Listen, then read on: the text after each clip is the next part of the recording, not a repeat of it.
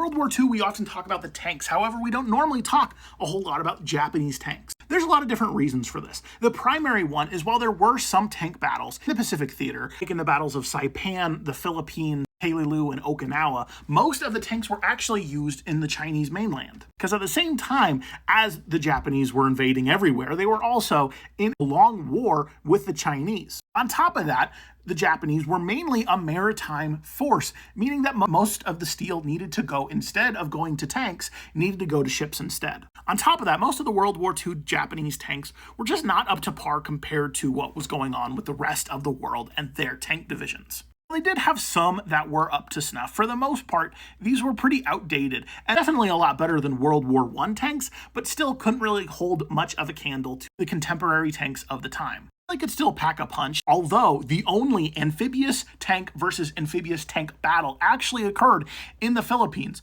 versus a Japanese Type 2, an American LVT. Not very many of these were built, but that's still a pretty cool story, especially if you played Battlefield 5.